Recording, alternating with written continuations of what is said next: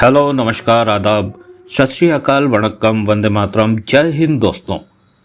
स्वागत है आप सभी का गॉगल गुरु ऑडियो बुक चैनल पर। आप सुन रहे हैं जुआ घर का एपिसोड नंबर 4। देवराज चौहान की सुबह नींद खुली तो 8:30 बज रहे थे। उसने देखा कि जगमोहन वहां नहीं है। स्पष्ट था कि रात को वह लौटा ही नहीं, जबकि वो रात 11 बजे यहाँ पहुंच गया था। ताला लगा था, जिसे कि उसने अपने पास मौजूद खास तार से खोल लिया था। खाना खाता आया था, वो सो गया। परंतु अब जगमोहन को ना देखकर उसने मोबाइल उठाया, जगमोहन को फ़ोन किया, परंतु जगमोहन का फ़ोन स्विच ऑफ मिला। उठकर नहा धोकर सूटकेस में से कपड़े निकालकर पहने और पुनः जगमोहन को फ़ोन किया। फ़ोन नहीं लगा। देवराज चौहान को उलझन हुई कि जगमोहन को फ़ोन क्यों नहीं मिल रहा। ताला लगाकर देवराज चौहान कमरे से बाहर निकला और बाजार की तरफ बढ़ गया। दिन के 11 बज रहे थे। रेस्टोरेंट से नाश्ता करने के बाद उसने पुनः जगमोहन को फ़ोन किया, परंतु कोई फ़ायदा नहीं हुआ। फिर उसने सूर्य थापा को फ़ोन किया। कहाँ से बोल रहे हो? उसकी आवाज़ सुनते ही उधर से सूर्य थापा खुशी से बोला, जगमोहन ने बताया था कि तुम आने वाले हो काठमांडू। मैं रात ही आ गया था। देवराज चौहान ने कहा, जगमोहन कहाँ है? जगमोहन अपने कमरे में होगा। रात उसे कसिनो में देखा था। तुम उसके कमरे पर गए? रात में वहीं था। उसका फ़ोन भी बंद आ रहा है। कह नहीं सकता, कल तो मेरी उससे कोई बात नहीं हुई। मैं उसका फ़ोन ट्राई करता हूँ, मिल गया तो कह दूंगा उसे। इस कमरे के अलावा भी उसका कोई ठिकाना है? मुझे नहीं पता, हो सकता है रात कसिनो में रुक गया हो। उधर से सूर्य थापा ने कहा, तो फ़ोन क्यों नहीं लग रहा उसका? मेरी ज़रूरत हो तो मैं आ जाता हूँ देवराज चौहान। तुम हो कहाँ? ज़रूरत पड़ी तो मैं तुम्हें फ़ोन करूँगा, कहकर देवराज चौहान ने फ़ोन बंद कर दिया। जगमोहन को पता था कि रात वो काठमांडू पहुंच रहा है। बात हुई थी उससे। ऐसे में उसके रात को कमरे पर ना लौटने का कोई मतलब ही नहीं था। किसी वजह से नहीं लौट सका तो उसका फ़ोन तो चालू रहना चाहिए। अब तक उसका फ़ोन आ जाना चाहिए था, परंतु ऐसा कुछ नहीं हुआ था और जगमोहन की कोई खबर नहीं थी। उसके बारे में पूछताछ करने पर कसिनो जाना ठीक नहीं था। देवराज चौहान ने अभी और इंतज़ार करने की सोची और वापस कमरे पर पहुंच गया। दोपहर के 2:30 बजे उसका फ़ोन बजा। दूसरी तरफ जगमोहन था। तुम कहाँ थे? देवराज चौहान ने कहा, तुम्हारा फ़ोन भी नहीं लग रहा था। मेरा फ़ोन गिरकर ख़राब हो गया था। अब नया फ़ोन खरीदकर सिम उसमें डाला तो बात कर रहा हूँ। तुम कहाँ हो? तुम्हारे कमरे पर ही। मैं आ रहा हूँ, रास्ते में ही हूँ, कहकर उधर से जगमोहन ने फ़ोन बंद कर दिया था। 20 मिनट बाद जगमोहन वहाँ आ पहुँचा। कहाँ थे तुम? मैं एक दूसरे ही मामले में फंसा हुआ हूँ। जगमोहन मुस्कुराया और बैठते हुए गहरी सांस ली। कैसा मामला? देवराज चौहान की निगाह जगमोहन के चेहरे पर जा टिकी। मुझे माला मिली, वो एक अच्छी लड़की है। जगमोहन ने कहा, मैं उससे ब्याह करने जा रहा हूँ। देवराज चौहान मुस्कुराया। जगमोहन भी मुस्कुराया। पक्का फैसला कर लिया? देवराज चौहान ने कहा, हाँ, माला बहुत अच्छी लड़की है, मैं उससे प्यार करता हूँ। ये तो बहुत अच्छी बात है। रात क्या तुम माला के साथ ही थे, कसिनो से निकलने के बाद? जगमोहन ने देवराज चौहान को देखा और गंभीर स्वर में बोला, माला के मामले में कुछ झंझट है। उसका भाई है बंधु, वो सब ठीक करने की कोशिश में हूँ। मुझे बताओ क्या बात है? देवराज चौहान ने कहा। जगमोहन ने देवराज चौहान को सब कुछ बताया। देवराज चौहान सुनता रहा। अंत तक सारी बात देवराज चौहान को बता दी जगमोहन ने। सब कुछ जान लेने के बाद देवराज चौहान ने सिगरेट सुलगाई और कश लिया। क्योंकि यह मामला माला से वास्ता रखता है, इसलिए मैं मामले को आराम से निपटा लेना चाहता हूँ। मैं चाहता हूँ माला का भाई अपनी खुशी से माला का हाथ मेरे हाथ में दे। वो कमीना है, बदमाश है, परंतु मैं इस बारे में नहीं सोच रहा। वो कसिनो के स्ट्रांग रूम में बड़ा पैसा चाहता है, तो ये डकैती मैं उसके लिए कर रहा हूँ। काम कैसे करना है मैं बताऊँगा, परंतु करेगा वो। ये काम अगर हमें भी करना पड़े तो क्या दिक्कत है? देवराज चौहान ने कहा, हम कर सकते हैं कसिनो में डकैती। फिर तुम माला से शादी करना चाहते हो तो इस मामले में हम सब कुछ कर सकते हैं। और बालको खंडूरी वाले काम का क्या होगा? जगमोहन ने देवराज चौहान को देखा। वो भी पूरा होगा। मेरे ख्याल में तो तुम बालको खंडूरी वाला काम पूरा करो। ये मामूली सा काम है, मैं देख लूंगा। मैं इस डकैती में सीधे सीधे हाथ नहीं डाल रहा। बंधु को सिर्फ रास्ता बता रहा हूँ, सब कुछ वो ही करेगा। इस तरह काम निपट जाएगा, जगमोहन ने कहा। अगर कहीं डकैती में अड़चन आ गई तो बंधु तुम्हारे सामने समस्या खड़ी कर देगा। अड़चन नहीं आएगी, जगमोहन ने विश्वास भरे स्वर में कहा, काम हो जाएगा। अगर बंधु की वजह से काम बिगड़ता है तो फिर मैं उसकी परवाह नहीं करूंगा और माला को ले आऊंगा। मेरे ख्याल में ये काम इसी तरह हो लेने दो। बाज बहादुर रास्ते पर आ जाएगा क्या? देवराज चौहान ने पूछा। देखते हैं, कोशिश तो शुरू कर दी है। स्ट्रांग रूम की पोजीशन का भी पता करो।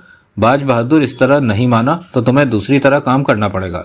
हाँ, स्ट्रांग रूम की पोजीशन जानने की भी कोशिश में हूँ। जगमोहन ने सिर हिलाया। तुम इस काम को निपटो, बालको खंडूरी का मामला मैं संभाल लूंगा। देवराज चौहान ने कष्ट लेकर कहा। तुम शाम को कसिनो आ जाना। कसिनो मैनेजर बाज बहादुर से तुम्हें मिलवा दूंगा। मैंने तुम्हारी नौकरी की बात। अब मुझे काम करने का ढंग बदलना होगा। क्या मतलब? देवराज चौहान को देखने लगा जगमोहन। पहले हम दोनों इसी काम को कर रहे थे। हमारी प्लानिंग कुछ और थी, बालको खंडूरी को घेरने की, परंतु अब मैंने ही इस काम को निपटाना है तो दूसरे तरीके से काम करूंगा। क्योंकि तुम कसिनो में डकैती का मामला तैयार कर रहे हो, ऐसे में मेरा कसिनो में नौकरी करते हुए बालको खंडूरी को घेरना ठीक नहीं होगा। मैं ब्लू स्टार होटल में ठहरूंगा और सीधे सीधे बालको खंडूरी को पकड़ूंगा। इस तरह खतरा बढ़ जाएगा। वो नहीं माना तो? जगमोहन ने कहा। यह मैं उस वक्त देखूंगा। अगर वो नहीं माना तो? वो नहीं मानेगा। उस कीमती माइक्रोफिल्म को तुम्हारे हवाले नहीं करेगा। उत्तरी कोरिया उस माइक्रोफिल्म की कीमत उसे $5 करोड़ दे रहा है। उसकी तो वो अपनी जान से भी ज्यादा हिफाजत करेगा। जगमोहन गंभीर स्वर में क्या उठा। मैं बालको खंडूरी को संभाल लूंगा। वो जापान से 24 दिसंबर को काठमांडू पहुंचेगा और ब्लू स्टार होटल में ठहरेगा। यहीं पर उसने उत्तरी कोरिया देश के उन खास लोगों से मिलना है जो उसे $5 करोड़ के बॉन्ड देकर उससे माइक्रोफिल्म लेंगे। उन बॉन्डों को दुनिया के किसी भी देश में केश कराया जा सकता है, परंतु मैं उनका सौदा नहीं होने दूंगा। वो माइक्रोफिल्म बालको खंडूरी से लेनी बहुत जरूरी है। देवराज चौहान ने गंभीर स्वर में कहा। मैं हर वक्त तो डकैती के काम पर लगा नहीं रहूंगा। तुम मुझसे भी इस बारे में काम ले सकते हो, जगमोहन ने कहा। देवराज चौहान ने मुस्कुराकर जगमोहन से कहा, तुम माला से वास्ता रखते काम देखो। बालको खंडूरी की जरा भी फिक्र ना करो। माला और बंधु कहाँ रहते ये मुझे बताओ। जगमोहन ने देवराज चौहान को माला के घर के बारे में बताया कि वो कहाँ पड़ता है। बालको खंडूरी परसों काठमांडू पहुंचेगा, परंतु मुझे ब्लू स्टार होटल में जाकर कमरा ले लेना चाहिए। इन दिनों वहाँ कमरा मिलना कठिन हो जाता है। हमें जब भी जरूरत पड़ेगी हम फोन पर बात कर सकते हैं। अगर तुम्हें डकैती के काम में कहीं मेरी जरूरत पड़े तो बता देना। जवाब में जगमोहन सिर हिलाकर रह गया। देवराज चौहान को ब्लू स्टार होटल की तीसरी मंजिल पर डबल बेड पर कमरा मिला। रिसेप्शनिस्ट ने बताया था कि अगले 2-3 दिनों में सब कमरे बुक हो जाने वाले हैं। देवराज चौहान ने उसे बताया था कि वो कसिनो में खेलने के लिए आया है, वरना पहले तो उसे कह दिया गया था कि सभी कमरे फुल हैं। कमरे में पहुंचकर वेटर ने सूटकेस रखा और सर्विस के लिए पूछा तो उसे कॉफी लाने को कह दिया। शाम के 5:30 बज रहे थे। वो कुर्सी पर जा बैठा। 10 मिनट में ही वेटर कॉफी देकर चला गया। देवराज चौहान ने कॉफी का घूंट भरा। चेहरे पर सोचों के भाव नजर आ रहे थे। उसे इस बात की खुशी थी कि जगमोहन को उसका प्यार मिल गया है और वो कसिनो की डकैती को आसानी से संभाल लेगा। कोई समस्या आई तो चिंता की कोई बात नहीं, वो भी तो यहाँ था। फिर देवराज चौहान का ध्यान बालको खंडूरी की तरफ चला गया। 15 दिसंबर थी उस दिन। वो और जगमोहन दोपहर को 1 बजे मुंबई में अपने बंगले पर कार से निकले थे और कुछ ही देर बाद उन्हें पीछा किए जाने का पता लगा। पीछे लगी कार खुद को छिपाने की जरा भी कोशिश नहीं कर रही थी। वो ब्राउन कलर की एस्टीम कार थी। पीछा करने वाले कौन हो सकते हैं? जगमोहन ने कहा। पता नहीं, देवराज चौहान ने सोच भरे स्वर में कहा। कहीं हमारे बंगले पर पहले से तो नजर नहीं रखे थे, क्योंकि हमारे बंगले से निकलने के 5-7 मिनट बाद ही हमें उस कार के पीछे आने का पता चला। जगमोहन होठ विच कर रह गया। मेरे ख्याल में हमें देखना चाहिए कि वो कौन है। वो खुद को छिपाने की भी कोशिश नहीं कर रहा, जगमोहन ने कहा। देवराज चौहान ने कार की गति धीमी की और सड़क के किनारे कार रोक दी। वो स्टीम कार भी पीछे आकर रुक गई। देवराज चौहान और जगमोहन की नजरें मिली। वो सतर्क हो गए।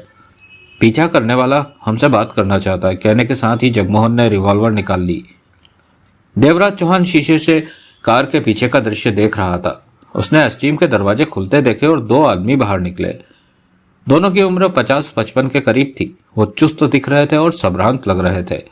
वे ऐसे लोग नहीं लगे कि जिनसे किसी तरह की बुरी बात की आशा रखी जाए। वो आ रहे हैं, देवराज चौहान बोला। 2 हैं। जगमोहन ने रिवॉल्वर को दोनों हाथों में छिपा रखा था, जिसे वो कभी भी इस्तेमाल कर सकता था। वे दोनों कार के दोनों तरफ पहुंचे। एक देवराज चौहान की तरफ, दूसरा जगमोहन की तरफ। देवराज चौहान की तरफ वाले व्यक्ति ने झुककर देवराज चौहान को, फिर जगमोहन को देखा और उसके हाथ में दबी रिवॉल्वर को भी देखा। फिर मुस्कुराकर देवराज चौहान से बोला, तुम देवराज चौहान हो, डकैती मास्टर देवराज चौहान? हाँ, देवराज चौहान सतर्क था। मैं माथुर हूँ, आईबी का चीफ डिटेक्टिव, कहकर उसने अपना कार्ड निकाला और देवराज चौहान के सामने करके खोला। देवराज चौहान ने खुले कार्ड को देखा, पढ़ा, फिर माथुर को देखा। माथुर ने कार्ड जेब में डालते हुए कहा, वो मेरा साथी कदम सिंह है। हम चाहते तो तुम्हारे बंगले में भी आ सकते थे, परंतु वहां आकर तो मैं खुद को गिरफ्तार समझूं। देवराज चौहान ने शांत स्वर में कहा। गिरफ्तार? अरे नहीं, ऐसा कुछ नहीं है। माथुर ने गंभीर स्वर में कहा, हम आईबी वाले हैं। हमारा डिपार्टमेंट देश के बाहरी मामलों को देखता है। देश के भीतरी मामले देखना हमारे डिपार्टमेंट का काम नहीं है। देवराज चौहान ने प्रश्न भरी निगाहों से उसे देखा। तुमसे कुछ बात करनी है देवराज चौहान, ऐतराज ना हो तो हम तुम्हारी कार की पीछे वाली सीट पर बैठ जाएं। देवराज चौहान ने जगमोहन को देखा। जगमोहन ने कुछ नहीं कहा। बैठ जाओ, देवराज चौहान ने कहा। थैंक्स, माथुर बोला और पीछे का दरवाजा खोलकर भीतर आ बैठा कदम सिंह भी पीछे वाली सीट पर बैठ गया। देवराज चौहान ने कार का इंजन बंद किया और सिगरेट सुलगाकर बोला, कब से हम पर नजर रख रहे हो? 2 घंटों से। हमारे ठिकाने के बारे में कैसे पता चला? मार्शल ने बताया था। मार्शल ने? देवराज चौहान की आंखें सिकुड़ी। हाँ, बात ही कुछ ऐसी है कि एक काम के लिए हमें किसी काबिल आदमी की जरूरत थी, परंतु हमें कोई आदमी नहीं मिल रहा था, तो मैंने मार्शल को फ़ोन किया और उसे अपनी समस्या बताई। उसने तुम्हारे बारे में बताया। अब बात यह है कि अगर तुम्हें मेरी बात पसंद आती है तो ठीक है, नहीं तो हम चले जाएंगे और तुम्हें भूल जाएंगे। मार्शल ने कहा था कि तुमसे बात करके देखने में कोई हर्ज नहीं है। उसने ये भी कहा कि हमारी तरफ से तुम्हें कोई समस्या ना आए। क्या चाहते हो? जगमोहन ने पूछा। सबसे पहले तो मैं ये बता दूं कि जो काम मैं तुम लोगों को कहने जा रहा हूं उसका कोई पैसा नहीं मिलेगा। माथुर बोला। पैसा नहीं मिलेगा? जगमोहन ने गर्दन घुमाकर माथुर को देखा। मजबूरी है, विभाग की तरफ से मैं तुम लोगों को कुछ नहीं दे सकता। अपनी जेब से देना ठीक नहीं होगा। अपनी जेब से देना क्यों ठीक नहीं होगा? जगमोहन ने कहा। सरकारी नौकरी में बचता ही कितना है जो तुम लोगों को। काम क्या है? देवराज चौहान बोला। मार्शल ने मुझे कहा था कि तुम दोनों पर हर तरह का भरोसा किया जा सकता है, इसलिए गोपनीय बात तुम लोगों को बता रहा हूं, जबकि इस बात को आईबी के 3-4 लोग ही जानते हैं। माथुर बोला। आजकल दुनिया भर में परमाणु कार्यक्रमों की गुप्त तौर पर बाढ़ सी आई हुई है। हर देश दूसरे से आगे निकल जाना चाहता है परमाणु कार्यक्रमों में। अधिकतर देश अपने गुप्त प्रोग्रामों को चालू रखते हैं और चोरी छिपे अपने परमाणु काम चालू रखते हैं। इन्हीं में से आजकल चीन और जापान उभरे हैं। दिखावे के तौर पर तो इन दोनों देशों के आपसी संबंध कुछ खास ठीक नहीं है, परंतु हमारे पास इस बात की पक्की खबर है कि जापान और चीन गुप्त रूप से, संयुक्त रूप से मिलकर परमाणु कार्यक्रमों को अंजाम देने की फिराक में है और निशाना है हिंदुस्तान, परंतु हम नहीं जानते कि उनकी योजनाएं क्या है। माथुर चंद पल के लिए रुका। देवराज चौहान ने कष्ट लिया, परंतु अब एक रास्ता हाथ लगा है जानने का। बाल्को खंडूरी नाम का आदमी जापानी नागरिकता लिए हुए है। उसकी माँ जापानी रही है और बाप नेपाली। अपने बाप का सरनेम नाम के बाद लगाता है। बाल्को खंडूरी जापान में ठाठ से रहता है। दिखावे के तौर पर जापान में ट्रेवल एजेंसी खोल रखी है, परंतु असल में दुनिया भर के 2 नंबर के धंधे करता है। ड्रग्स के काम में काफ़ी ज़्यादा दिलचस्पी लेता है। एशिया के देशों से ड्रग्स को अमेरिका पहुंचाता है और बहुत पैसा कमाता है। जापान में ये सुरक्षित है क्योंकि वहां पर यह जरा भी गैर कानूनी काम नहीं करता। इसी बाल्को खंडूरी का संबंध जापान के एक ऐसे परमाणु वैज्ञानिक से है जो कि जापान के परमाणु कार्यक्रमों से जुड़ा हुआ है। ऐसे में उस वैज्ञानिक के बलबूते पर बाल्को खंडूरी ने जापान के परमाणु संयंत्रों की भीतरी जानकारी के अलावा जापान का भविष्य का प्रोग्राम हासिल कर लिया है कि जापान चीन के साथ गुप्त तौर पर मिलकर परमाणु योजनाएं बना रहा है, जो कि भविष्य में हिंदुस्तान और दुनिया के लिए खतरनाक साबित हो सकती है। इसी सारी जानकारी को उसने एक माइक्रोचिप में फीड कर रखा है। उस माइक्रोचिप को वो उत्तरी कोरिया को बेचेगा। हमारे सूत्रों ने हमें पक्की खबर दी है। उत्तरी कोरिया का इस मामले में दखल देना और भी खतरनाक हो जाएगा। उत्तरी कोरिया इस मामले में जितना दूर रहे उतना ही बेहतर है। ये बात आईबी को कैसे पता चली? जापान स्थित हमारे एक एजेंट ने बाल्को खंडूरी के नौकर को पटा लिया था। वो नौकर को तगड़ी रकमें देता रहा और उसके कहने पर नौकर बाल्को खंडूरी के प्राइवेट कमरे में माइक्रोफोन लगा देता था। इस प्रकार हम ये जान पाए कि बाल्को खंडूरी है किस चक्कर में। उसका उत्तरी कोरिया के साथ 200 करोड़ डॉलर में उस माइक्रोफिल्म का सौदा हुआ है और लेन देन नेपाल के काठमांडू शहर के ब्लू स्टार कसिनो में होगा। उत्तरी कोरिया के आदमी वहां उसे 200 करोड़ के बॉन्ड देंगे और उससे माइक्रोफिल्म ले लेंगे। ये काम न्यू ईयर पर कसिनो में होगा। उत्तरी कोरिया उस माइक्रोचिप का क्या करेगी? उत्तरी कोरिया परमाणु मामलों में पहले से ही बदनाम है। वो पहले देखेंगे कि जापान और चीन परमाणु मामले में कितने आगे निकल गए हैं। उन कार्यक्रमों में उत्तर कोरिया अपने काम की बातें चुन लेगा कि भविष्य में उसे कैसी कैसी परमाणु योजनाएं तैयार करनी है। उस माइक्रोफिल्म से वो जापान और चीन के गुप्त परमाणु ठिकाने जान लेगा। फिर वो दोनों देशों को ब्लैकमेल करके भारी मात्रा में परमाणु सामग्री हासिल कर सकता है और उत्तरी कोरिया के हाथ ऐसी सामग्री लग जाना दुनिया के लिए घातक सिद्ध हो सकता है। इस सौदे का लेन देन काठमांडू में ही क्यों होगा? देवराज चौहान ने पूछा। बालको खंडूरी का नेपाल से लगाव है, क्योंकि उसका पिता काठमांडू का नेपाली था। इस कारण वो 10-12 सालों से हर क्रिसमस पर नेपाल के काठमांडू में आता है और ब्लू स्टार कसिनो में जुआ खेलता है। ब्लू स्टार होटल में ठहरता है। इन दोनों जगहों का मालिक अजीन गुरंग नाम का नेपाली व्यक्ति है और दोनों इमारतें आपस में जुड़ी हुई है। होटल से कसिनो जाने के लिए भीतर ही भीतर से रास्ता है। बालको खंडूरी उत्तरी कोरिया वालों से किसी जगह मुलाकात नहीं करना चाहता कि कोई देख ले। ऐसे में सबसे सुरक्षित जगह उसे काठमांडू का ब्लू स्टार कसिनो ही नजर आया। उसे जानने वाले जानते हैं कि वो हर साल काठमांडू के कसिनो में जुआ खेलने जाता है। अगर उस पर कोई नजर रख रहा होगा तो वो भी यही सोचेगा कि छुट्टियां मनाने वो नेपाल जा रहा है। कसिनो में ढेरों लोगों से मुलाकात होती है और ऐसी मुलाकातों को कोई शख्स की निगाह से नहीं देखता। बालको खंडूरी आराम से कसिनो में अपने सौदे को पूरा कर सकता है। तुम हमसे क्या चाहते हो? जगमोहन ने पूछा। बालको खंडूरी से वो माइक्रोफिल्म हासिल करना। वो माइक्रोफिल्म उत्तरी कोरियाई वालों को ना मिल सके। ये काम करने के लिए तुम्हारे पास लोग नहीं है क्या? जगमोहन ने तीखे स्वर में कहा। एजेंट है, बहुत काबिल एजेंट है इस काम के लिए, परंतु बालको खंडूरी से माइक्रोफिल्म लेना आसान काम नहीं है। जरा भी हंगामा हो गया तो बात खुल जाएगी कि आईबी वाले किस मामले में दखल दे रहे हैं। ऐसे में जब अमेरिका को पता चलेगा कि हम क्या कर रहे हैं तो वो शिकायत करेगा कि इतनी बड़ी बात उससे क्यों छिपाई गई और सारा मामला खुल जाएगा, जो कि हम नहीं चाहते। मामला खुलते ही अमेरिका, जापान, चीन के विरुद्ध हो जाएगा, जबकि वो दोनों देश झुकने वाले नहीं। इस तरह दुनिया भर में एक नई लड़ाई का आगाज हो जाएगा और इसका असर पूरी दुनिया पर पड़ेगा। चीन और जापान हिंदुस्तान को भी अपना दुश्मन समझने लगेंगे और हम एक नई लड़ाई में फंस जाएंगे। इसीलिए तुम लोग सीधे सीधे इस मामले में नहीं आना चाहते? जगमोहन बोला। हाँ, यही बात है। और तुम लोग इस माइक्रोफिल्म को लेकर करोगे क्या? तब देशों के स्तर पर गुप्त वार्ता होगी और हमारी सरकार खामोशी से चीन और जापान को कहेगी कि वो अपने परमाणु कार्यक्रमों को पूरी तरह निरस्त कर दे, वरना वो माइक्रोफिल्म अमेरिका के हवाले कर दी जाएगी। ऐसा सुनकर वो पीछे हट जाएंगे। उन्हें हटना ही पड़ेगा, वरना दुनिया के सामने उनकी पोल खुल जाएगी। वैसे अभी हम देख लेना चाहते हैं कि उस माइक्रोफिल्म में क्या है।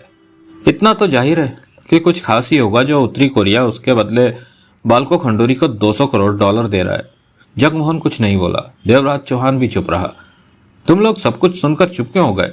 खामोश बैठा कदम सिंह कह उठा। यह खतरनाक काम है। देवराज चौहान बोला। बालको खंडूरी आसानी से फिल्म देने वाला नहीं, यह बात तो हमें भी पता है। कदम सिंह बोला। परंतु मार्शल का कहना है कि तुम लोग ये काम बाखूबी कर सकते हो। मुफ्त में हम काम नहीं करते, ये बात मार्शल जानता है। जगमोहन बोला। उसने बताया नहीं? बताया था, कदम सिंह ने कहा, परंतु हम तुम लोगों को पैसा देने की स्थिति में नहीं है। इसके लिए हमें अपने विभाग के कई ऐसे लोगों को जानकारी देना पड़ेगी जिससे बात बाहर निकल सकती है। उनमें से कोई भी अमेरिका को खबर देने वाला हो सकता है। ऐसे में हमारी सारी मेहनत मिट्टी में मिल जाएगी। तुम्हारे विभाग में ऐसे लोग भी हैं? हो सकते हैं। आईबी का काम विदेशी मामलों को देखना संभालना होता है। ऐसे में अमेरिकी एजेंट जरूर हमारे विभाग पर नजर रखते होंगे। किसी को खबरें पाने के लिए पैसे देकर फंसा भी रखा हो सकता है। कदम सिंह ने कहा। मार्शल कहता है कि तुम लोग कभी कभार देश के लिए काम कर देते हो, मुफ्त में तो नहीं। कदम सिंह या माथुर ने कुछ नहीं कहा। भला होगा तुम्हारा। कुछ पलों बाद माथुर बोला। अगर बालको खंडूरी से माइक्रोफिल्म लाकर हमारे हवाले कर सको। बालको खंडूरी काठमांडू कब पहुंचेगा? देवराज चौहान ने पूछा। 24 दिसंबर को। तब वो ब्लू स्टार होटल में ठहरेगा और 1 जनवरी तक वो हमेशा वहीं रहता है और जुआ खेलता है। ब्लू स्टार कसिनो में ही जुआ खेलता है। हाँ, वो अपना पूरा समय कसिनो में ही बिताता है और उत्तरी कोरिया के लोगों से भी कसिनो में ही मिलेगा। देवराज चौहान ने कष्ट लेकर सिगरेट खिड़की से बाहर गिरा दी और कहा, हम कोशिश करेंगे कि बालको खंडूरी से वो वाली माइक्रोफिल्म ले सकें। कोशिश? माथुर बेचैनी से बोला, सिर्फ कोशिश करोगे? हम इस काम को करेंगे, देवराज चौहान ने कहा। किसी वजह से काम ना हो पाया तो हम जिम्मेदार नहीं होंगे। जिम्मेदार तब होते जब हमें काम के नोट भी मिलते, जगमोहन कह उठा। मार्शल ने कहा था कि अगर तुम लोग हाँ कह देते हो तो समझो काम हो गया। माथुर बोला, पूरी कोशिश करेंगे कि काम हो जाए, देवराज चौहान ने कहा। माथुर ने जेब से एक लिफाफे में से तस्वीर निकालकर उन्हें दी। यह बालको खंडूरी की तस्वीर है। तस्वीर में वो 35 वर्ष का व्यक्ति लग रहा था, चेहरा गोरा था। रख लो, देवराज चौहान बोला, हमने तस्वीर देख ली है। फिर माथुर ने अपना कार्ड उन्हें दिया और कहा, काम हो जाए तो इस नंबर पर मुझे फोन कर देना। जगमोहन कार्ड जेब में रखता हुआ क्या उठा, नेपाल तक जाने के लिए विमान का किराया भी मिलेगा या वो भी अपनी जेब से जाएगा? इतना तो मैं दे दूंगा, माथुर ने सिर हिलाकर कहा। बहुत बहुत मेहरबानी। देवराज चौहान सोचों से बाहर आ गया। उसके बाद उन्होंने बालको खंडूरी से माइक्रोफिल्म हासिल करने की योजना बनाई और जगमोहन पहले ही काठमांडू पहुंच गया। काम पे लग गया और किसी प्रकार ब्लू स्टार कसिनो में नौकरी पा ली और देवराज चौहान के लिए भी वहां जगह पक्की कर ली, बाजवादूर को बटाकर। परंतु जगमोहन को माला के मिलने और बंधु के बीच में आ जाने की वजह से उन्हें प्लान बदलना पड़ेगा। जगमोहन कसिनो में डकैती की तैयारी करने में लग गया था और देवराज चौहान ने बालको खंडूरी को संभालना था। तभी कॉल बेल बजी। आ जाओ, वहीं बैठे देवराज चौहान ने बोला। दरवाजा खोलकर वेटर भीतर आया और मुस्कुराकर बोला, सर, अगर आप कसिनो में कुछ खेलना चाहें तो वहां अच्छा वक्त बीत सकता है। देवराज चौहान ने वक्त देखा, शाम के 8 बज रहे थे। जगमोहन भी वहीं होगा। उसने सोचा कि उसे कसिनो को अच्छी तरह देख परख लेना चाहिए। इसके साथ ही देवराज चौहान ने उठते हुए कहा, याद दिलाने का शुक्रिया, मैं भी कसिनो जाने की ही सोच रहा था। आइए सर, मैं आपको कसिनो का रास्ता दिखाई देता हूँ। होटल के भीतर से ही कसिनो को रास्ता जाता है। देवराज चौहान ने कसिनो में प्रवेश किया और ठिठक कर हर तरफ का नजारा देखने लगा। कसिनो की रौनक चरम सीमा पर थी। बाहर बेहद सर्दी पड़ रही थी, परंतु भीतर पर्याप्त गर्मी का एहसास हो रहा था। देवराज चौहान आगे बढ़ा और कसिनो के रास्तों को देखने पहचानने में लग गया।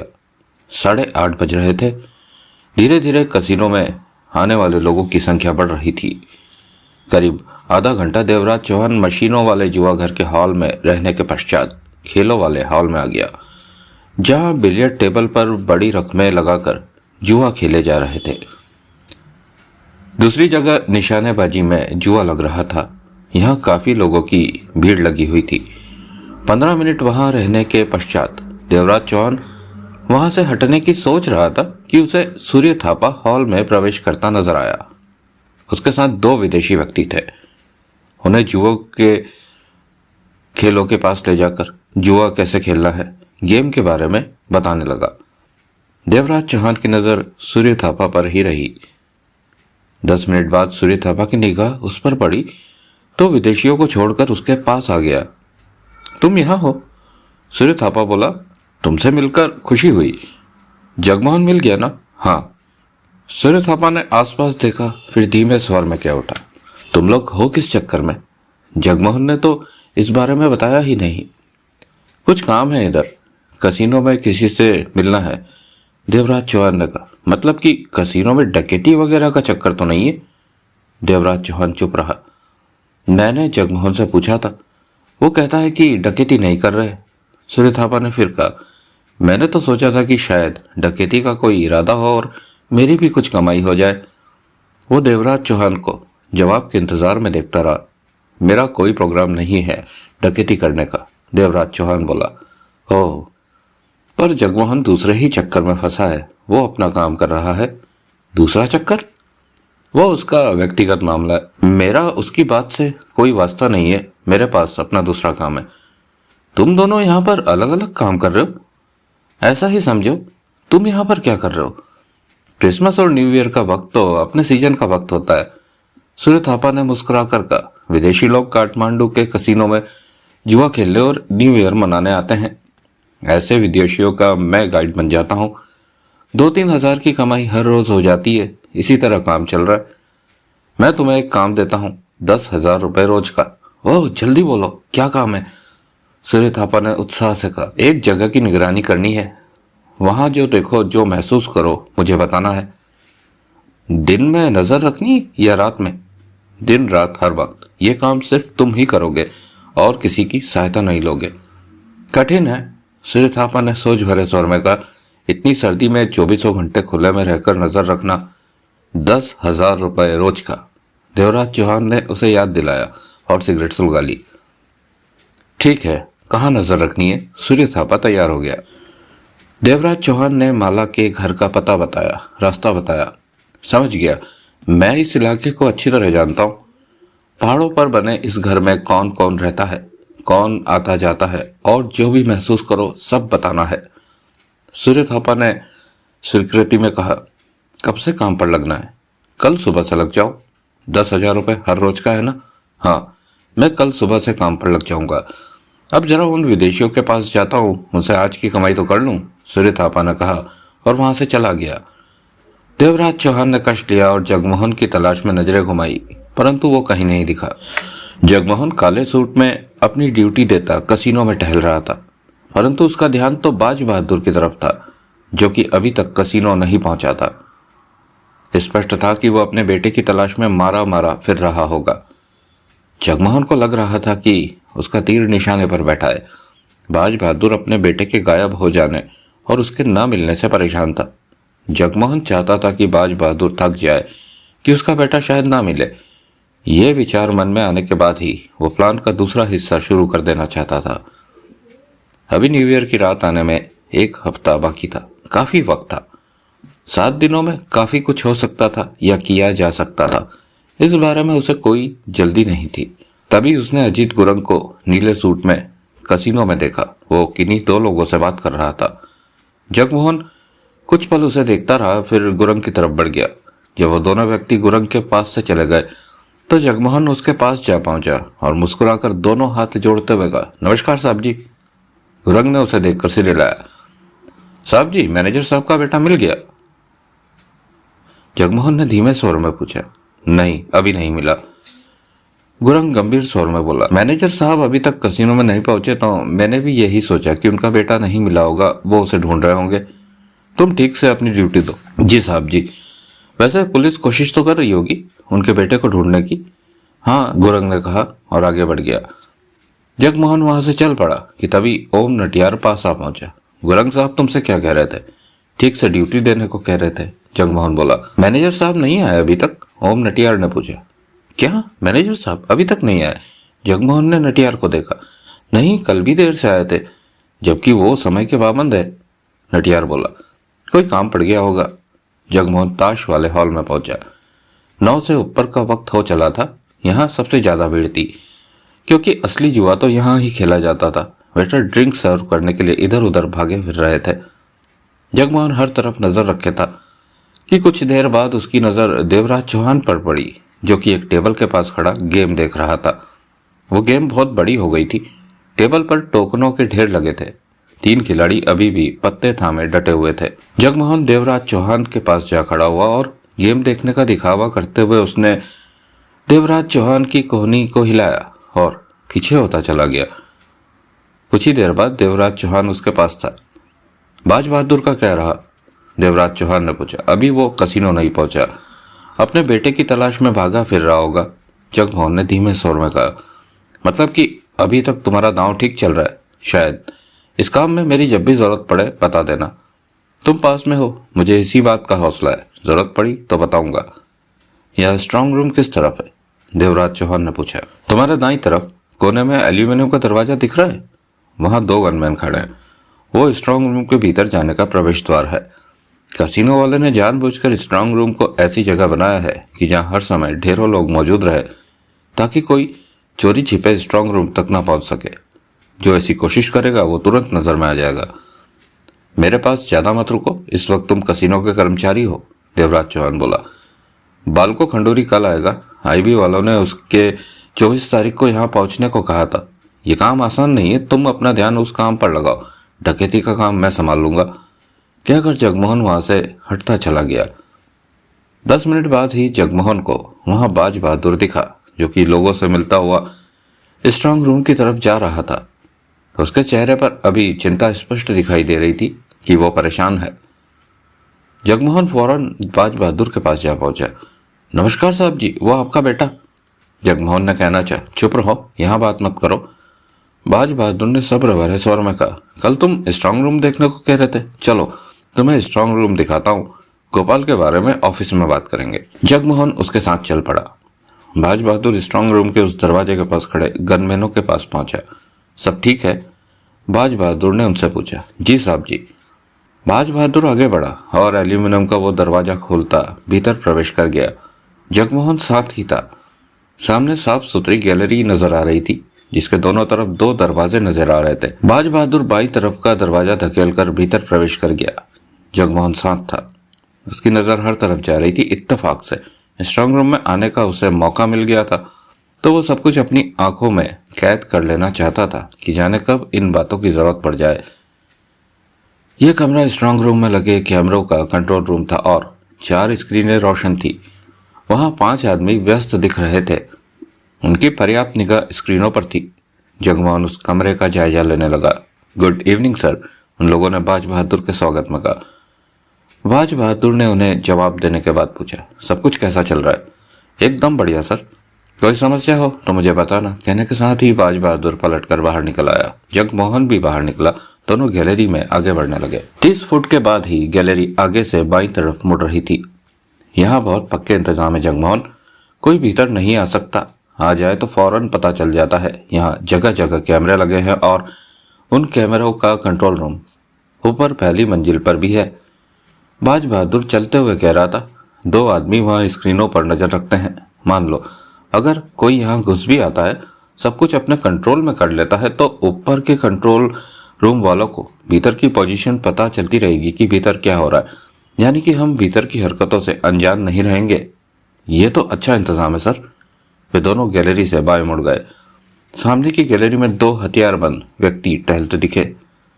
इस गैलरी में 24 घंटे 2 गनमैन मौजूद रहते हैं। बाज बहादुर बोला, इन्हें सिर्फ 2 मत समझना। दाएं बाएं के जो बंद दरवाजे नजर आ रहे हैं उनमें भी गनमैन है। यहाँ की कुल यानी कि ये कुल 6 हैं। पास से गुजरते हुए बाज बहादुर ने गनमैनों का सलाम लिया। साहब जी, क्या कभी किसी ने भीतर आने की चेष्टा की है?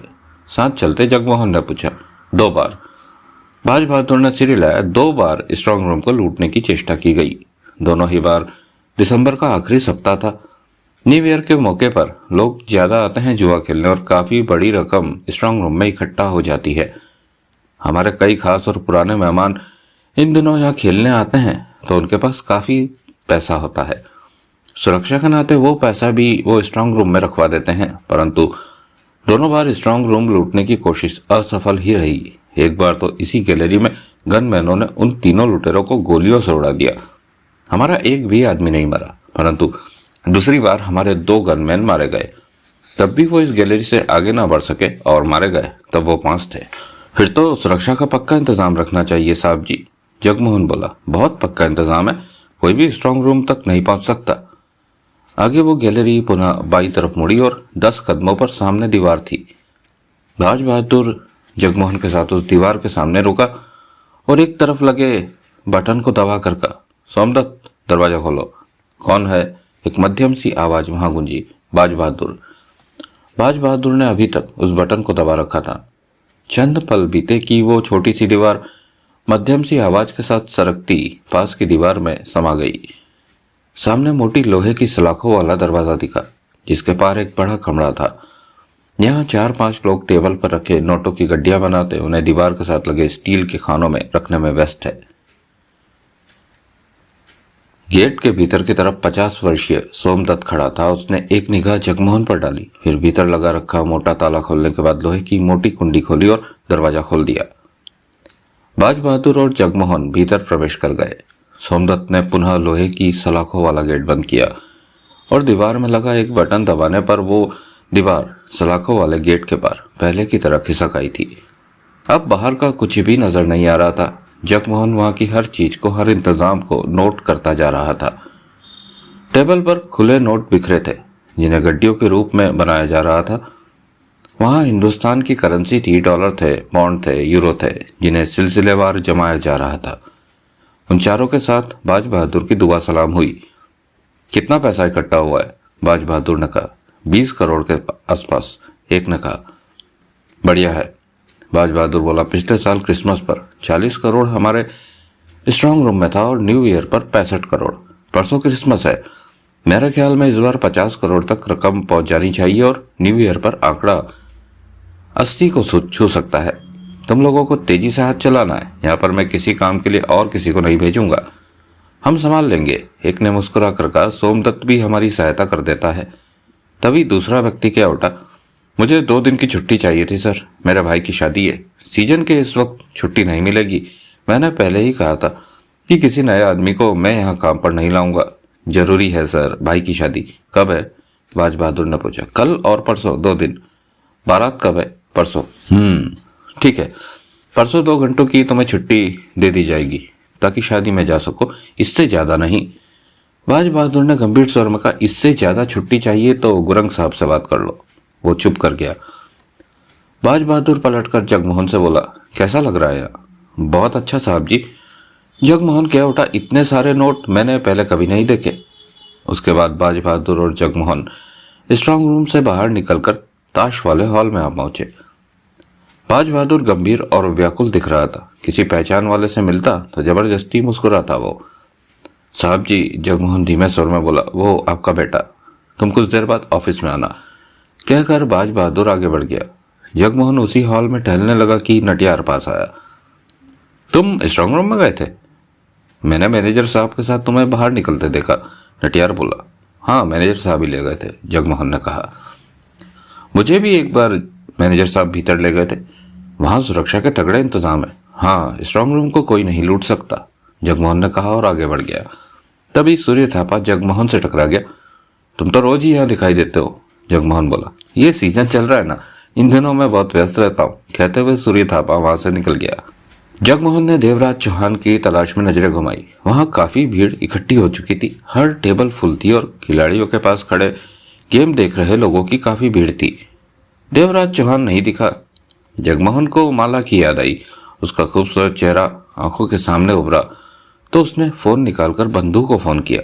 दूसरी तरफ कई बार बेल गई तो उसके बाद बंधु की आवाज आई, हेलो, ये तुम्हारे लिए आखिरी मौका है, कोई गड़बड़ मत कर देना, जगमोहन ने चेतावनी भरे स्वर में कहा। अब मैंने क्या कर दिया? बंधु की आवाज आई। कुछ नहीं किया तो यही तुम्हारे लिए अच्छा है, माला से मेरी बात कराओ, जगमोहन ने कहा। जगमोहन ने बंधु को कहते सुना कि माला को जगमोहन से बात करा दे। कुछ ही क्षणों के बाद माला की आवाज कानों में पड़ी, हेलो, मैं हूं। जगमोहन के चेहरे पर मुस्कान उभरी। बंधु ने फिर तो कुछ नहीं किया? अभी तक तो नहीं। उस लड़के के साथ? उसे भी कुछ नहीं कहा। विजय उसकी पहरेदारी पर कमरे में है, लेकिन मेरे को बंधु से डर लगा रहता है, माला की आवाज आई। तुम जरा भी मत डरो, बंधु ने अब कुछ गड़बड़ की तो उसे भुगतना पड़ेगा। तुम कब आओगे? माला का प्यार भरा स्वर कानों में पड़ा। कल मेरे लिए नाश्ता तैयार रखना, जगमोहन मुस्कुराया। दोपहर का खाना खिलाकर भेजूंगी, तुम्हारे बिना दिल नहीं लगता। कुछ दिन की बात है, फिर तो हमने हमेशा ही साथ रहना है। भाई साहब आ गए क्या? हाँ, वो खुश है कि हमारी शादी होने वाली है। कल मिलूंगा माला, बाय, कहकर जगमोहन ने फोन बंद किया और बाज बहादुर के ऑफिस में जा पहुंचा। बाज बहादुर कुर्सी पर बैठा चिंतित अंदाज में पेपर वेट को गोल गोल घुमा रहा था। उसने जगमोहन को देखा। साहब जी, मुझे आपके बेटे की बहुत चिंता है, जगमोहन बोला। वो मिल गया होगा? नहीं, बाज बहादुर ने होठ भींच लिए। गोपाल का कुछ पता नहीं चल रहा हो। पुलिस अपनी पूरी कोशिश कर रही है, मैं भी दिन भर भागदौड़ करता हूँ, परंतु गोपाल का। आपने बताया था कि आपके बेटे को कार पर उठा के ले गए थे। कार का नंबर तो किसी ने देखा नहीं देख पाए, कार नंबर प्लेट पर मिट्टी लगी थी, बाज बहादुर ने होठ भींच कर कहा। काली कार भी नहीं मिली पुलिस को? पुलिस ने कई काली कारें पकड़ी है, उनसे सख्ती से पूछताछ की है, लेकिन कोई फायदा नहीं हुआ। जिन लोगों ने आपके बेटे को उठाया है उनका भी फोन नहीं आया। यही बात मुझे परेशान कर रही है कि कोई फोन नहीं आया। जब भी फोन बजता है तो लगता है कि अपहरणकर्ताओं का फोन होगा, परंतु नहीं होता। उनका फोन आया होता तो 10-20 लाख में अपने बेटे को वापस पा लेता, परंतु फोन ना आना मुझे और भी परेशानी में डाल रहा है। मेरे ख्याल में ये वो लोग नहीं है। कौन लोग? जिन्होंने पहले मेरा और तुम्हारा अपहरण किया था। वे लोग होते तो उन्होंने जरूर फोन करना था। ये कोई दूसरे लोग हैं, परंतु वे मुझसे क्या चाहते हैं, फोन क्यों नहीं कर रहे? गोपाल पर जाने क्या बीत रही होगी। बाज बहादुर ने थके स्वर में कहा। 17-18 वर्ष का तो है वो कभी भी घर से इस तरह दूर नहीं रहा। आप ठीक कहते हैं, अगर वही लोग होते तो उन्होंने अब तक फोन कर देना था, जगमोहन बोला। गोपाल की माँ का तो बुरा हाल है रो रो कर। कसिनो में आने का मन नहीं करता, सीजन का वक्त है, आना पड़ता है। मुझे बताइए साहब जी, मैं आपके लिए क्या कर सकता हूँ? मेरी जान भी हाजिर है। भाज बहादुर ने जगमोहन को देखा, फिर इनकार में सिर हिला दिया। नहीं, तुम कुछ नहीं कर सकते अभी मेरे लिए, शायद पुलिस को कोई कामयाबी मिल जाए। बाज बहादुर ने गहरी सांस ली। जगमोहन गंभीर बना, बाज बहादुर को देखता रहा। जाओ, तुम अपनी ड्यूटी दो। जगमोहन ऑफिस से बाहर निकल आया। वो जो चाहता था वैसा ही हो रहा था। अपहरणकर्ताओं की तरफ से छाई खामोशी बाज बहादुर को परेशान कर रही थी। कल तक उसे पुलिस पर भरोसा था, परंतु अब भरोसा कुछ टूटा सा लग रहा था। आज उसकी आवाज में दम भी नहीं था। जगमोहन चाहता था कि वो और थक जाए, मायूस हो जाए। उसे लगा कि कल तक बाज बहादुर की रही सही आशा भी खत्म हो जाएगी। बाज बहादुर के उसके काबू में आ जाने की संभावना दिखाई दे रही थी। कुछ और वक्त बीतने पर उसने और भी टूट जाना था। अगले दिन 11:30 पर जगमोहन माला के घर पर पहुंचा। मौसम सर्द था। कोहरा जगह जगह बादलों के रूप में जमीन को छू रहा था। हवा नहीं चल रही थी, परंतु कड़ाके की ठिठुरन थी। माला उसे दरवाजे के पास कुर्सी पर बैठी इंतजार करती दिखी। आज उसका सूजा गाल बहुत कम हो गया था। वो मुस्कुराई तो जगमोहन उसकी खूबसूरती को देखता रह गया। पास पहुंचा तो माला ने कुर्सी छोड़ी और उसके गले से आ लगी। जगमोहन ने भी उसे बाहों में ले लिया। इतनी सर्दी में क्यों बैठी हो? जगमोहन ने प्यार से कहा। तुम्हारा इंतजार कर रही हूँ। मुझे तो सर्दी लगी नहीं, तुम्हारी यादों में खोई थी, माला ने प्यार में डूबे स्वर में कहा। जगमोहन ने माला को अलग किया, उसके मासूम चेहरे को देखा। तुमने मुझे कैद कर लिया है माला। तुम्हें जाने क्या है कि तुम्हारे पास आकर सब कुछ भूल जाता हूँ। माला ने शर्मा कर चेहरा झुका लिया। बंधु ने कुछ कहा तो नहीं? जगमोहन ने पूछा। नहीं। सीधा हो गया लगता है वो। उस जैसा कमीना और बुरा इंसान कभी भी सीधा नहीं हो सकता। माला ने गहरी सांस ली। डकैती होने तक वो सीधा रहे, उसके बाद मुझे उससे कोई मतलब नहीं। तुम्हें लेकर मुंबई चला जाऊंगा। माला ने मुस्कुराते हुए जगमोहन को देखा। मेरा नाश्ता कहाँ है? जगमोहन ने शरारत भरे स्वर में पूछा। ओ, अंदर आओ, आज मैं तुम्हें मूली के पराठे खिलाऊंगी, सब तैयार कर रखा है मैंने। जगमोहन और माला भीतर प्रवेश कर गए। सामने ही ड्राइंग रूम में बंधु, पदम सिंह और विजय दिखे। मैं तुम्हारे लिए नाश्ता बनाती हूँ, कहते हुए माला किचन की तरफ बढ़ गई। जगमोहन आगे बढ़ा और सोफे पर जा बैठा। माला के हाथ का बना माल खा खा कर सेहत बन गई लगती है इसकी, विजय ने हंसकर कहा। आज माला तेरे को ठीक मिली ना? बंधु बोला। वो हर रोज मुझे ऐसी ही मिलनी चाहिए। ऐसी ही मिलेगी?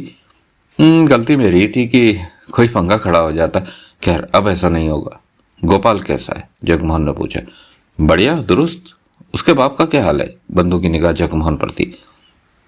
उसे अपने बेटे की चिंता सता रही है। वो इस गम में है कि उसके बेटे का अपहरण करने वालों ने उसे फोन क्यों नहीं किया। क्या ख्याल है तुम्हारा कि वो हमारी बात सुनेगा, मानेगा? अभी पता नहीं, आसान नहीं है उसके लिए हमारी बात सुनना, समझना, मानना। जगमोहन बोला। तुमने बहुत दूर की सोची कि उसके बेटे को उठाकर आराम से बैठा जाए। बंधु ने सोच भरे स्वर में कहा। लोगों को अपनी पसंद में ढालना हो तो उन्हें अच्छी तरह वक्त देना चाहिए अपने काम को। ये बात तो तुम ही जानो, और लगता है कि तुम्हारे इस तरीके से वो हमारी बात मान जाएगा। बोला तो अभी इस बारे में कुछ नहीं कहा जा सकता। ऊँट किस करवट बैठेगा। पुलिस पर से उसका भरोसा हालांकि कम हो रहा है। पुलिस के बारे में कोई नई खबर? वे तुम लोगों की तलाश में लगे हैं। बेहतर होगा कि अभी सावधानी के नाते बाहर निकलो ही नहीं। हम नहीं निकल रहे। किसी चीज़ की जरूरत होती है तो माला को भेज देते हैं। वैसे भी हमने चेहरों को ढांप कर काम किया था, हमें कोई खतरा नहीं होगा बाहर निकलने पर। काली कार तो हम अभी इस्तेमाल करेंगे नहीं, दूसरी कार है वो। बेहतर है बाहर ना ही निकलो। बंधु ने सिर हिला दिया। कल मैंने स्ट्रांग रूम देखा। जगमोहन बोला। देखा? हाँ, बाज बहादुर जाने किस मूड में था, मुझे स्ट्रांग रूम के भीतर ले गया। जगमोहन ने कहा। वहाँ भीतर कैसे इंतजाम है सुरक्षा के? कड़क, तगड़े। अगर हम सीधे स्ट्रांग रूम पर धावा बोल दे तो खतरनाक हालात पैदा हो सकते हैं। भीतर कई कठिनाइयां हैं। स्ट्रांग रूम के लिए 2 कंट्रोल रूम बने हैं, एक नीचे, दूसरा ऊपर की मंजिल पर। दोनों के कनेक्शन अलग अलग है। एक पर काबू पा ले तो दूसरा भीतर होने वाली हरकतों को देख लेगा। अगर दोनों कंट्रोल रूम पर काबू पा ले तो तब भी कोई खास फायदा नहीं होने वाला। यहाँ 6 गनमैन हर वक्त तैयार रहते हैं जो कि स्ट्रांग रूम के रास्ते में खड़े रहते हैं। यहाँ खून खराबा होना जरूरी है, मतलब कि स्ट्रांग रूम तक पहुंच पाना लगभग असंभव है। फिर भी हम ये मानकर चलते हैं कि स्ट्रांग रूम तक पहुंच गए तो भी उसके भीतर प्रवेश कर पाना लगभग असंभव है, क्योंकि उसका दरवाजा भीतर से खुलता है। भीतर मौजूद कुछ लोग दरवाजा तभी खोलते हैं जब बाहर खड़े व्यक्ति के बारे में उन्हें तसल्ली हो जाए। वैसे तो वो दरवाजा बाहर से भी बंद होता होगा, परंतु इस बारे में मैं नहीं जानता। स्ट्रांग रूम के भीतर भी ऐसा इंतजाम अवश्य होगा कि बाहर खड़े व्यक्ति को कैमरे द्वारा देखा जा सके। स्ट्रांग रूम का रास्ता ताश खेलने वाले जुआ घर के हॉल से होकर जाता है, मतलब कि अगर वहां पर जरा भी गड़बड़ होती है तो फौरन नजर में आ जाएगी। बंधु की निगाह जगमोहन पर थी। पदम सिंह और विजय शांत से बैठे सुन रहे थे। तुम्हारा मतलब कि अगर सीधे सीधे कसिनो में डकैती नहीं हो सकती? बंधु बोला। क्यों नहीं की जा सकती, परंतु उसके लिए परफेक्ट योजना बनाने के लिए हमें काम करना होगा, मतलब मुझे काम करना होगा, और इसके लिए लंबा वक्त लगेगा। ये आनन फानन होने वाला काम नहीं है। तुम्हारा मतलब कि अगर बाज बहादुर तैयार ना हुआ तो हम कसिनो का स्ट्रांग रूम नहीं लूट सकते? इस तरफ से तुम निश्चिंत रहो, काम पूरा हो जाएगा। जगमोहन बोला। वो कैसे? स्ट्रांग रूम की छत से रास्ता बनाकर स्ट्रांग रूम में जाना होगा, यही सबसे ज्यादा सुरक्षित रास्ता होगा। जगमोहन ने कहा। स्ट्रांग रूम की छत से रास्ता? बंधु की आंखें सिकुड़ी। जगमोहन मुस्कुराया। कई पलों तक वहां चुप्पी छाई रही। स्ट्रांग रूम की छत से रास्ता कैसे बनेगा? मैंने वहां भीतर प्रवेश करने के बाद कदमों को गिना है कि कितने कदमों के बाद किधर मुड़ना है और फिर कितने कदम चलकर मुड़ना है। कसिनो की ऊपरी मंजिल पर पहुंचकर मैं आसानी से स्ट्रांग रूम की छत वाली जगह तक पहुंच सकता हूं। वहां रास्ता कैसे बनेगा? बंधु ने पूछा। बारूद से? पागल हो क्या? बारूद का धमाका सबको बता देगा कि हम क्या कर रहे हैं। इसका भी रास्ता है मेरे पास। जगमोहन ने कहा। न्यू ईयर की रात ठीक 12 बजे कसिनो की तरफ से जबरदस्त बम पटाखे कसिनो के बाहर छोड़े जाएंगे ताकि विदेशी सैलानियों का मनोरंजन हो जाए, वे खुश हो। काफी धूम धड़ाका होता है उस वक्त। ऐसे में कसिनो का भी मामूली सा विस्फोट उसी शोर में गुम हो जाएगा। हमें सिर्फ छोटा सा धमाका करना होगा, 2.5 फीट चौड़ा, 2.5 फीट लंबा। फर्श ही तो उड़ाना है, थोड़ा सा बारूद लगेगा और धमाका एक बम से ज्यादा शोर नहीं करेगा। जगमोहन ने कहा। पहली मंजिल पर क्या होता है?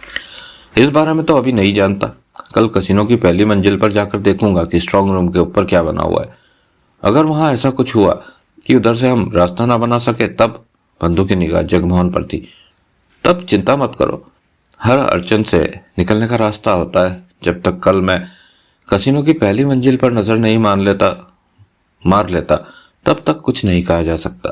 ये योजना भी मैंने तब तैयार की जब स्ट्रांग रूम वाले रास्ते से परिचित हो गया। वैसे हमारे पास अभी कई दिन पड़े हैं, सब ठीक कर लेंगे हम। क्या पता कसिनो का मैनेजर ही हमारी मुट्ठी में आ जाए, पदम सिंह ने कहा। जगमोहन चुप रहा। बंधु ने सिगरेट सुलगाई। जो भी हो तुम कमाल के हो, विजय मुस्कुरा कर क्या उठा। तभी माला नाश्ते की प्लेट जगमोहन को थमा गई। जगमोहन नाश्ता करने लगा। देवराज चौहान अभी आया कि नहीं? बंधु ने पूछा। तुम्हें इससे क्या? जगमोहन खाते खाते बोला। नहीं, अगर देवराज चौहान भी इस काम में आ जाता तो। तुम्हें मेरे काम करने के ढंग में कोई कमी नजर आ रही है क्या? जगमोहन ने पूछा। नहीं, कमी तो कोई नहीं, पर मैं आश्वस्त हो जाना चाहता हूँ कि यह काम हो जाए। होगा। जितनी रकेतियां मैंने डाली है उतनी लड़कियां भी तुमने नहीं देखी होगी। जगमोहन का स्वर शांत था। विजय हंस पड़ा। बंधु सोचों में डूबा कष्ट लेता रहा। तभी गोरखा वहां पहुंचते हुए बोला। मैं बहुत थक गया हूँ, उस लड़के पर नजर रखते। अब तू जा यार। विजय, वो कमरे में है? विजय बोला। हाँ। दरवाजा बाहर से बंद है? हाँ। ठीक है, बैठ यहीं, मैं कुछ देर में जाता हूँ वहाँ। विजय ने कहा। मुझे एक बंदर टोपी दो, नाश्ता करते जगमोहन ने कहा। मैं उस लड़के को देखना चाहता हूँ। किसी ने कुछ नहीं कहा। माला दूसरा पराठा दे गई और जगमोहन ने तीसरा लेने से मना कर दिया। न्यू ईयर की रात स्ट्रांग रूम में कितना पैसा होता है, मालूम किया इस बारे में? बंधु ने मुंह खोला। 70 से 80 करोड़ तक हो सकता है। जगमोहन ने कहा। कैसे पता? बाज बहादुर ने बताया। विजय दांत फाड़कर हंसने लगा। बंधु के चेहरे पर मुस्कान नाच उठी। यह तो बहुत बढ़िया रकम है। बंधु ने कहा। अगर तुम सच में इतनी रकम मुझे दिलाने में कामयाब हो गए तो मैं तुम्हारा नौकर बन जाऊंगा सारी उम्र के लिए। इतने पैसे से तो मेरी सारी दिक्कतें दूर हो जाएंगी।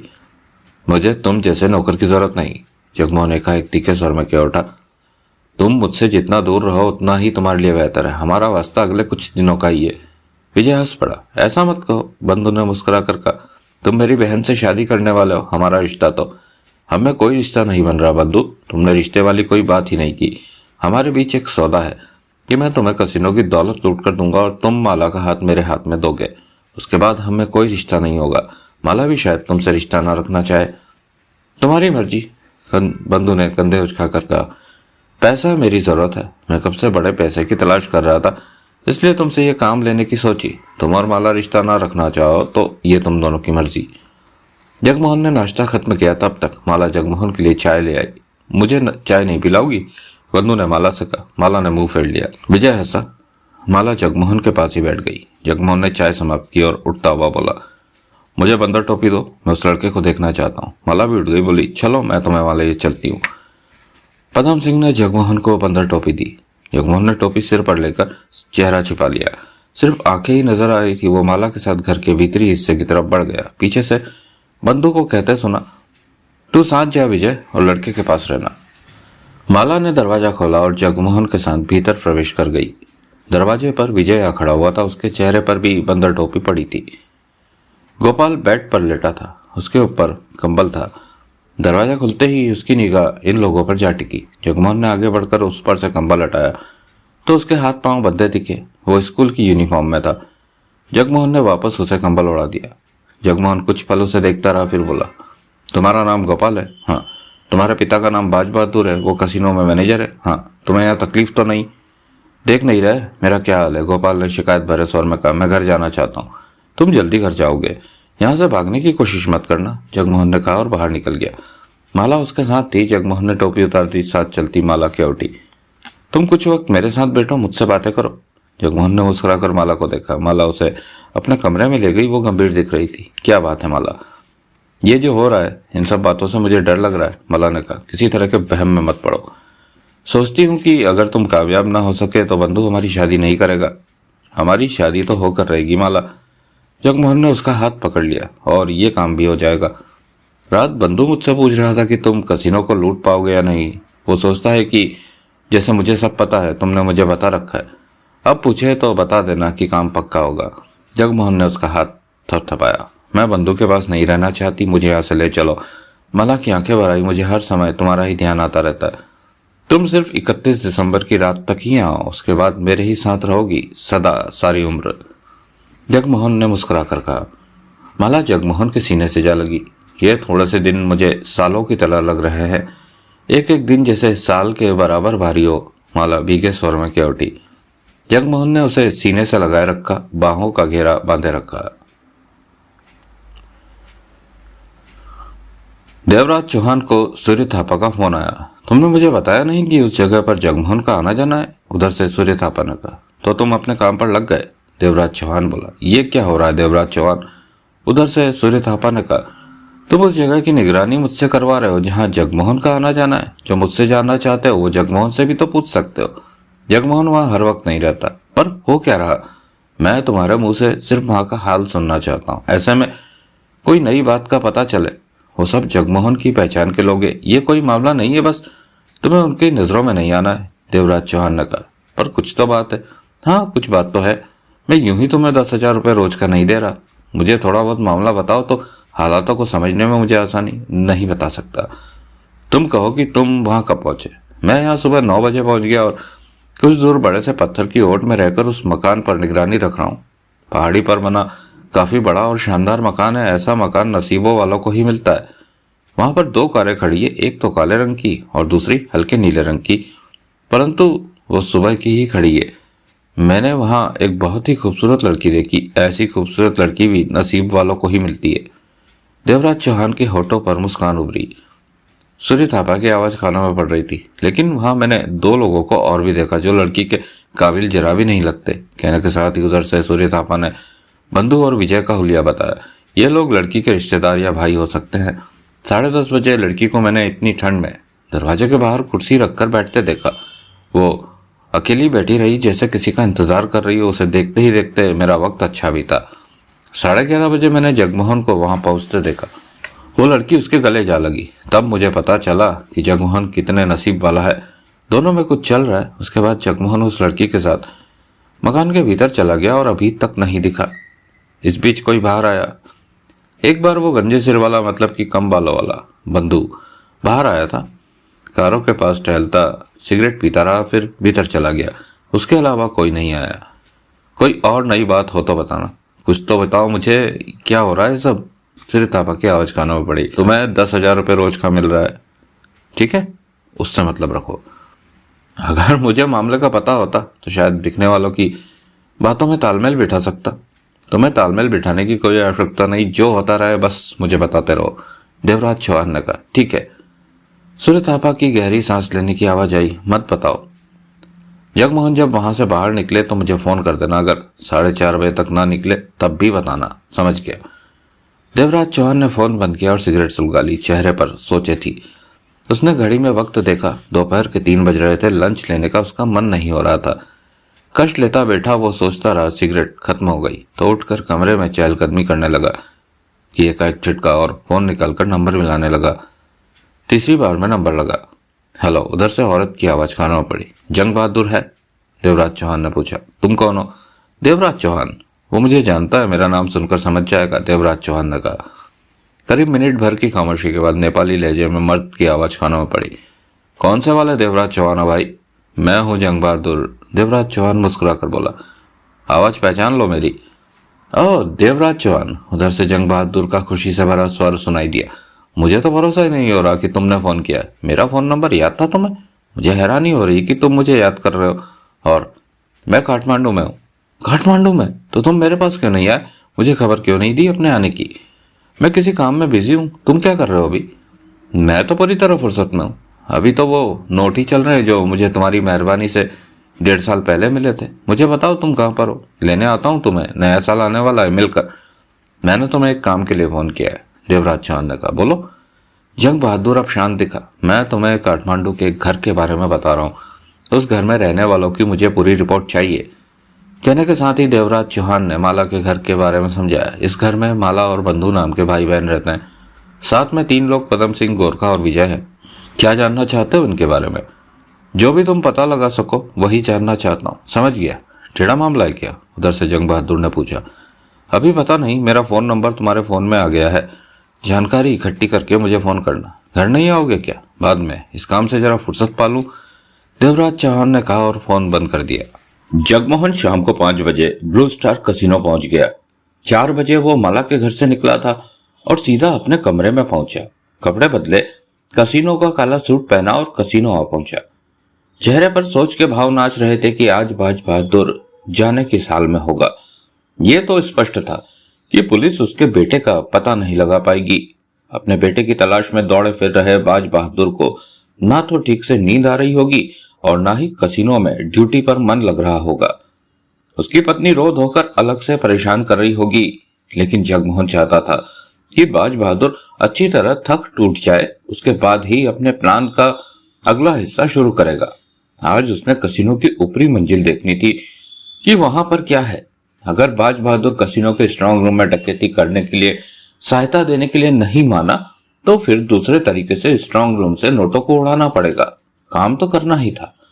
आज भीड़ थी, वरना इस वक्त तो बहुत ही कम लोग होते थे कसिनो में। जगमोहन कसिनो में ड्यूटी पर लग गया। 45 मिनट बाद ही उसने एक ऐसी औरत को रंगे हाथ पकड़ा जो कि गेम की भीड़ के दर्शक बने लोगों में से एक की जेब से पर्स खिसका रही थी।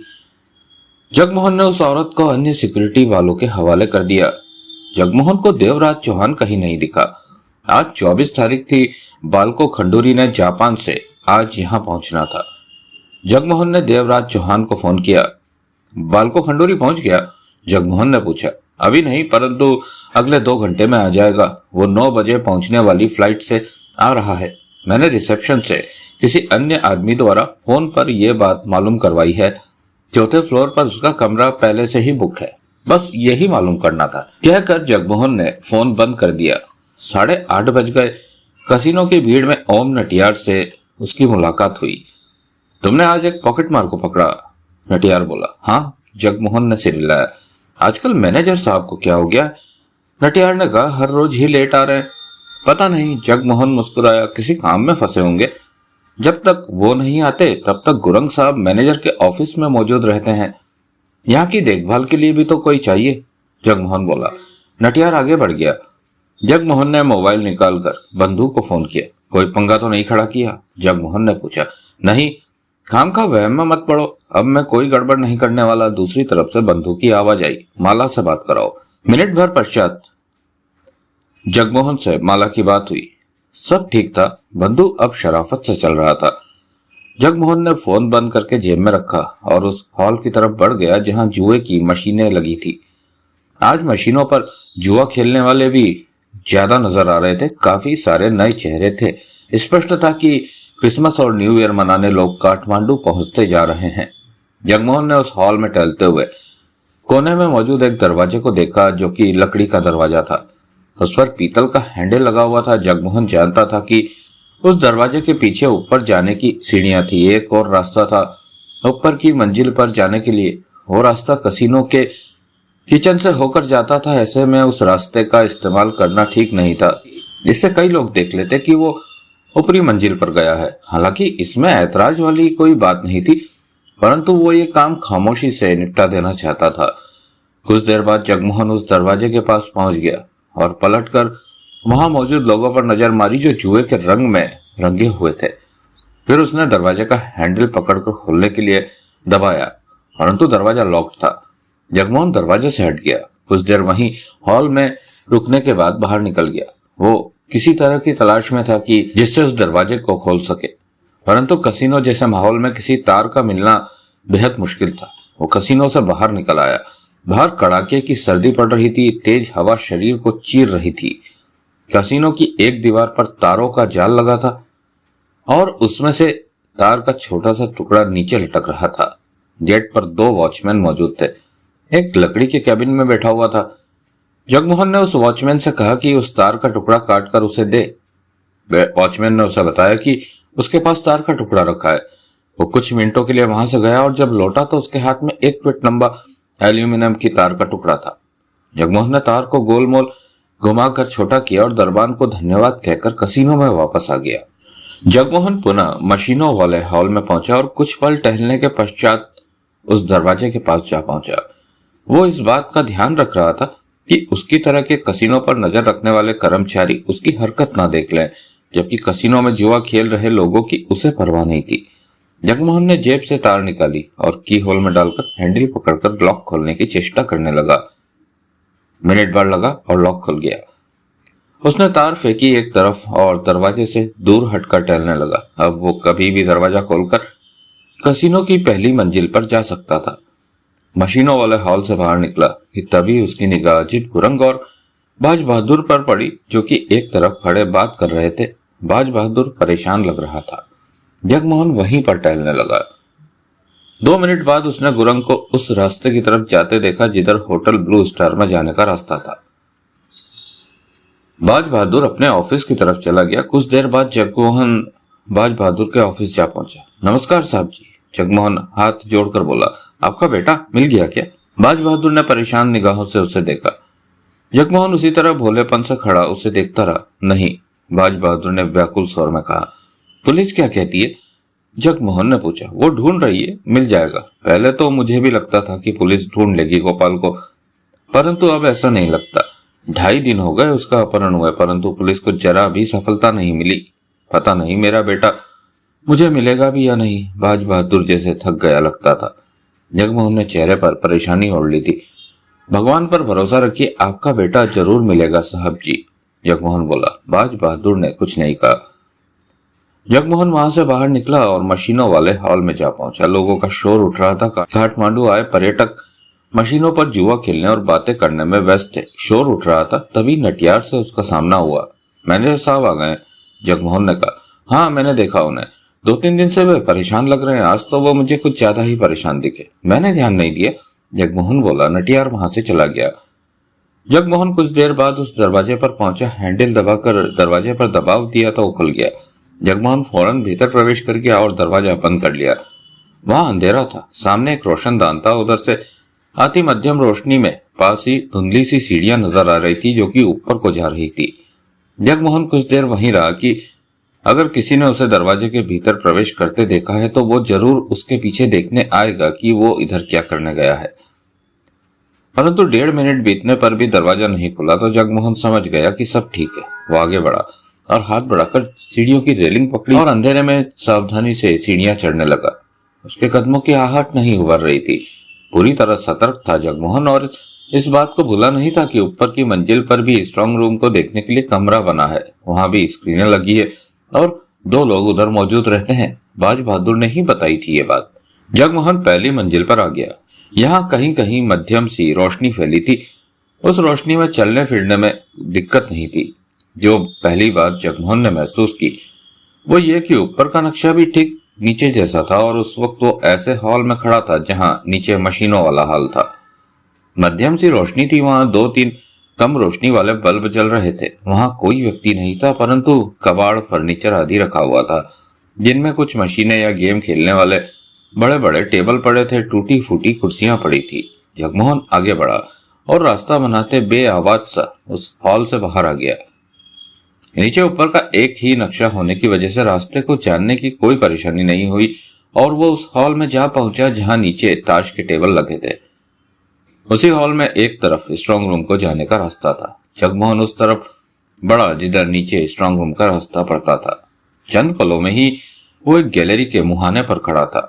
जगमोहन देखते ही समझ गया कि इसी रास्ते की तलाश थी उसे। नीचे इस रास्ते पर एल्यूमिनियम वाला शीशे वाला दरवाजा था और वहां पर 2 गनमैन खड़े थे, परंतु यह रास्ता सीधा साफ था। जगमोहन की निगाह बाईं तरफ के पहले कमरे के दरवाजे पर जा टिकी। वो दबे पांव आगे बढ़ा, दरवाजे के पास पहुंचा और दरवाजे से कान लगाकर भीतर की आहट ली। भीतर से मध्यम सी आवाजें उठती सुनी। वे लोग बातें कर रहे थे। तो स्ट्रांग रूम का दूसरा कंट्रोल रूम ये था। जगमोहन वहां से हटा और आगे बढ़ता चला गया। कुछ आगे जाकर नीचे की तरह ही गैलरी बाईं तरफ मुड़ रही थी। जगमोहन ने मोड़ पर सावधानी से आगे झांका और गैलरी खाली पाकर आगे बढ़ गया। उस गैलरी के अंत में जब बाईं तरफ मुड़ा तो ठिठक गया। सामने ही एक कमरा था और दरवाजा खुला था। यह ठीक स्ट्रांग रूम से ऊपर का कमरा था। जगमोहन भीतर प्रवेश कर गया। यह कमरा ठीक स्ट्रांग रूम के साइज का ही था। उसे ऐसा लगा जैसे कल देखा स्ट्रांग रूम अचानक ही खाली कर दिया गया हो। नीचे और ऊपर के इस कमरे के साइज में जरा भी फर्क नहीं था। जगमोहन वहां नजरें दौड़ाता रहा, फिर फर्श को देखा। इस फर्श के नीचे वाले कमरे में करोड़ों की दौलत मौजूद थी। कसिनो वाले स्ट्रांग रूम को तगड़ी सिक्योरिटी दिए हुए थे, परंतु उन्होंने ये कभी नहीं सोचा था कि यहाँ से भी स्ट्रांग रूम में जाया जा सकता है। फर्श को छोटे विस्फोट से उड़ाकर रास्ता बनाया जा सकता है। जगमोहन ने जो देखना था वो देख लिया था। कसिनो के स्ट्रांग रूम में प्रवेश करने की बहुत आसान प्लानिंग थी उसकी। खतरा बहुत कम था। फर्श का थोड़ा सा हिस्सा उड़ाकर स्ट्रांग रूम में उतरा जा सकता था और नोट लेकर वापस आया जा सकता था, परंतु जो 2 आदमी ऊपर के कंट्रोल रूम में थे उन पर काबू पाना होगा काम के दौरान, और 5 लोग जो नीचे स्ट्रांग रूम में थे उन्हें भी संभालना होगा कि वो किसी तरह का अवरोध पैदा न कर सके और बाहर वालों को खबर न दे सके कि कसिनो लूटा जा रहा है। क्या पता इन सब बातों की जरूरत ही ना पड़े और बाज बहादुर अपने बेटे की वजह से उनका साथ देने को तैयार हो जाए, परंतु वो अपनी प्लानिंग को तैयार रखना चाहता था कि मौके पर कैसे भी काम की जरूरत हो काम पूरा किया जा सके। इसके लिए एक बारूद एक्सपर्ट की जरूरत थी जो कि कम शोर करके फर्श के उस हिस्से को उड़ा सके। अपनी सोचों में उलझा जगमोहन वापस चल पड़ा। उस कमरे के सामने से वो सावधानी से पार हुआ कि भीतर के लोग बाहर ना आ जाएं। कुछ ही देर बाद वो सीढ़ियां उतरा और दरवाजा खोलते हुए वापस उस मशीनों वाले हाल में आ गया जहां लोग जुआ खेलते अपनी किस्मत आजमाने में व्यस्त थे। जगमोहन ने दरवाजा बंद कर दिया था। चेहरे पर गंभीरता थी। तभी मशीन के पास खड़ा एक आदमी उसकी तरफ बढ़ाया। पास आकर बोला, ये बाथरूम है सर? नहीं, ये प्राइवेट रास्ता है, बाथरूम उस तरफ है, जगमोहन ने शांत स्वर में कहा। दोस्तों, आप सुन रहे हैं इस सनसनीखेज कहानी जुआ घर का एपिसोड नंबर 4। कहानी अपनी पूरी रफ्तार पूरे शबाब पर है। आने वाले पल बहुत रोमांचक होंगे। इसी इंतजार में हम ये एपिसोड यहीं खत्म करते हैं और मुलाकात करेंगे आपसे अगले एपिसोड में, जो कि इसका 5th एपिसोड होगा। तब तक अपनों का ध्यान रखिए, अपना ध्यान रखिए, व्यस्त रहिए, मस्त रहिए और सुनते रहिए गॉगल गुरु ऑडियो बुक पर कहानियां हमारे साथ। Thank you.